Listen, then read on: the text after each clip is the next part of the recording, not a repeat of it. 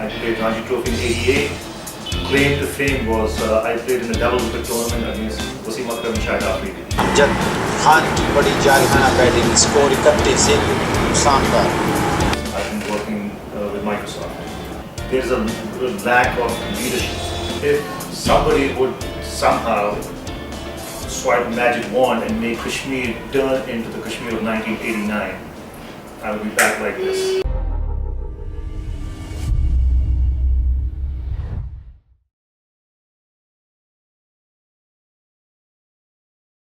My name is Amjad Khan. I was born and raised in Barzilak, Srinagar. I left Kashmir in 1990 for US. Before going to the US, I studied in convent till 2nd grade. Then from 3rd till 10th, I was in Burnhall. I did 11th and 12th in DAV. Then went to REC Srinagar. Got my engineering degree in electronics and communication engineering. And from there, once militancy started in Kashmir, I left Kashmir for New York and pursued a master's in computer science and started working in America. So for the last 27 years, I've been based in the US, but for the last 9 months or so, I have actually taken a transfer through my company and I'm based in Dubai. For the last 11 years, I've been working with Microsoft. And right now, I manage a team of sales and technical professionals in Dubai. And my team is responsible for helping Microsoft grow its business in Middle East and Africa. So from Pakistan to South Africa, 79 countries. It's a huge territory, so my team is responsible for helping Microsoft build its cloud business in that part of the world. So when I left Kashmir, I mean, the worst thing for me leaving Kashmir, to be honest with you, is, especially going to America, was I would never be able to play cricket because that was my passion.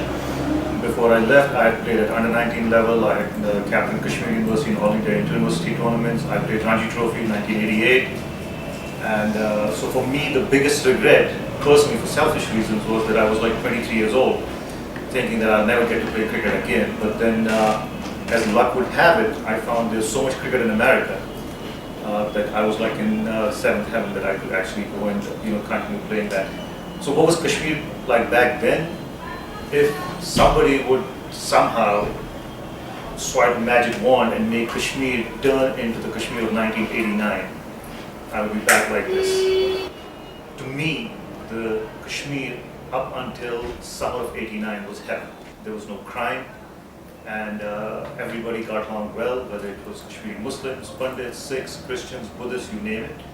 So for me, some of my best friends were Kashmiri Pandits, some of them were Kashmiri Hindus. So we had a very diverse, multi-ethnic, religious upbringing, right? And everybody respected everybody.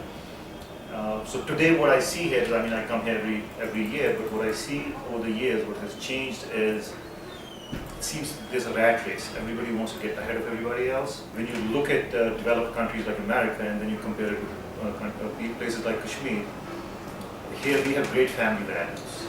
But what struck me was how everything was well organized. If I went to a post office, there's a line, you wait for your turn. You mail a letter, you put a postage stamp on it, in 2 days, 3 days, it's going to be at the doorstep of the person that you're mailing it. 99.9% guaranteed. That way, it was like a totally different world. I was very fortunate that I got a job doing data entry at $8 an hour, and I did a 6-month computer programming course, and then waited like another 6 months till I got my degree, then applied to graduate school, got my master's, and started working. But everything is very streamlined, and if you have the passion, you have the drive, you have the desire to succeed, you can do that. Like I said, I started working for different companies over the years, and in California I used to work at Oracle, and there was an Indian guy who used to work with me. We became very good friends, and he originally used to live in Virginia, so he left Oracle and joined Microsoft in '97.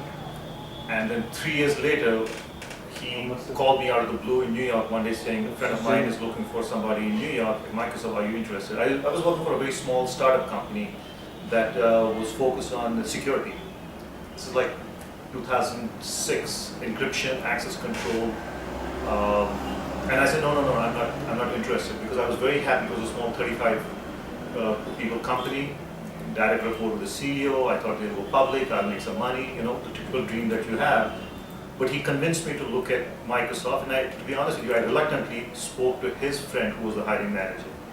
And when I met him, you know, I saw the opportunity, and I've been through a rigorous interview process, a whole day process in which there are multiple candidates, and there are like 5-6 people interviewed, and they make a decision. I did well, and I got the job, and I don't regret that for a moment. It was a life changer for me.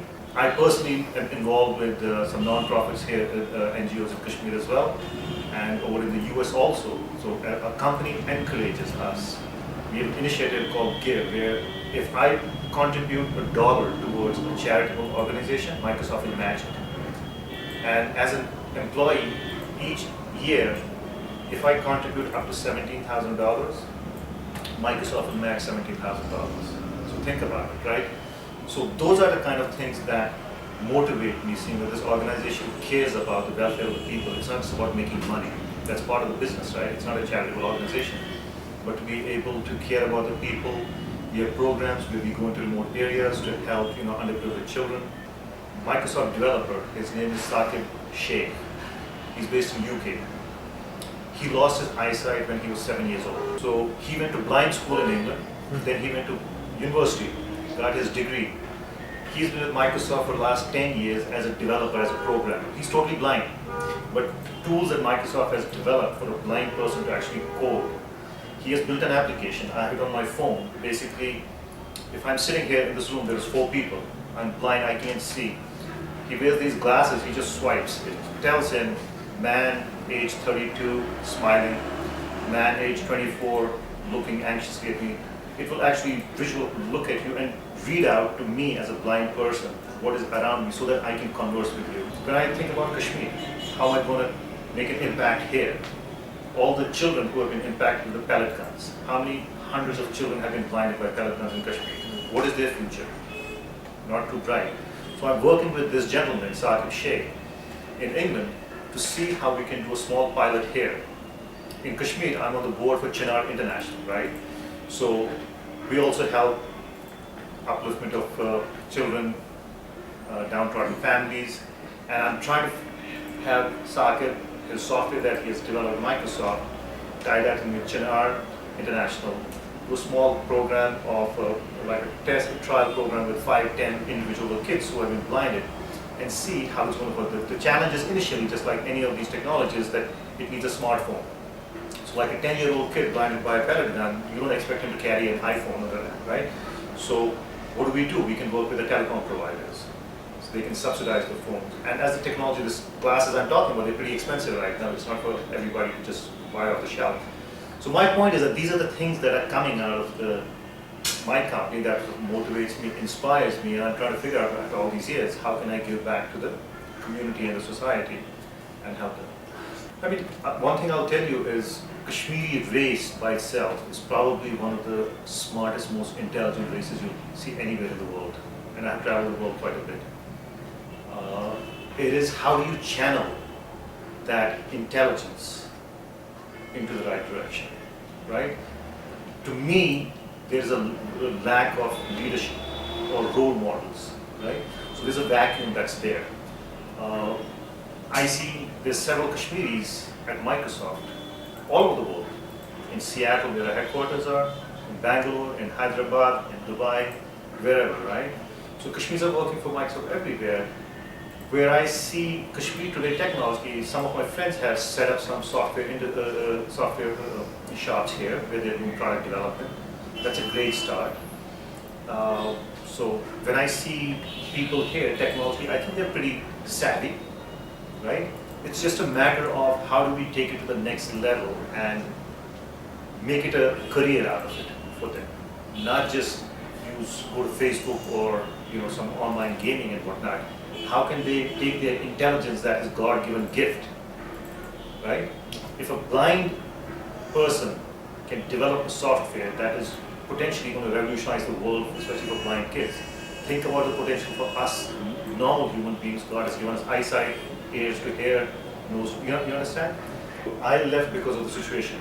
But we should try to figure out how do we avoid brain drain and create opportunities here. Not everybody should aspire to go to US, Australia, UK, what have you. I would not encourage people just to leave Kashmir, right?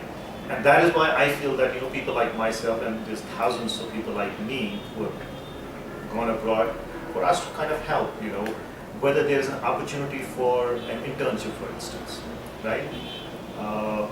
My uncle, he was a renowned physician in the US. He took so many Kashmiris in the 70s and 80s to America. He used to give them residency. So he did really well in the medical field. For people like me, figuring out if there are internship opportunities abroad, if there are any job opportunities there, and they can go learn the trade and then come back. Some can come back and start their own business here, or they can continue working here.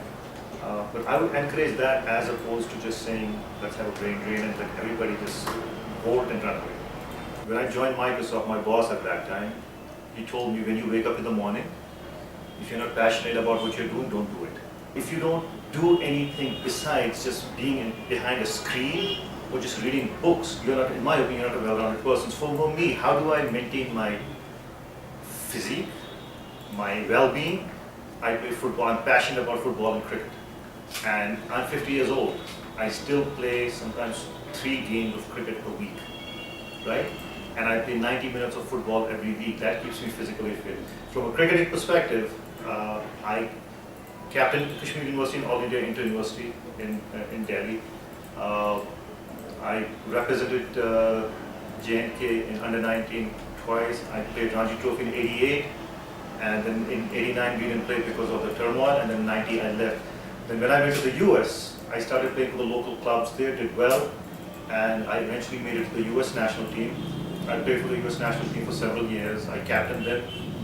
I led the US team to a tour of Hyderabad in 2002 or 5, I forgot. And we played 7 games at, we were the first international team to play at the current Hyderabad Visaka Stadium, where they play IPL games.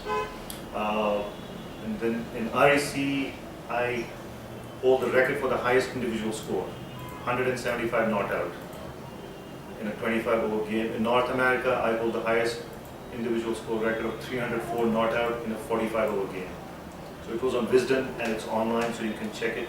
And my biggest claim to fame was I played in a double wicket tournament against Wasim Akram and Shahid Afridi. आपके screen पर Amjad Khan 17 score United states का, ये ऊंचा shot और 6 runs. And I scored 44 against 2 of them in 6 overs. It was played in the Houston Astrodome in Houston, Texas. It's an indoor baseball stadium. And so I hit Afridi for a couple of sixes. He cursed me, and I told him I'm going to hit you for one more. I hit him, but that was my real exposure. I played against Brian Lara's of the world, in Zamans. I mean, when I made my debut, Ajay Jadeja made his debut against me. So had a really charmed life, so to speak, in cricketing world. Got to visit countries like West Indies, Argentina, that I couldn't even imagine. Playing for the US national team. Played in the West Indies National Red Stripe tournament against some really good West Indian fast bowlers. And before Parvez Rasool or anybody played at international level for Kashmir, I had played a long time back. But it's just that, never came in the local media here because I was away, and yeah. So I just wanted to let you know that cricket is my passion, and age is no barrier for me. I will continue playing as long as I can. When I left Kashmir, there was no internet, right? And I applied to graduate programs, master's programs in America. It was all by mail. I would fill out a 15-page application, go to the post office, put a stamp on it. It would reach them 10, 15 days later. They would look at it. Months later, they would respond. Today, everything's available on the internet. It takes you seconds to find anything. Anything in this world you want to do, right?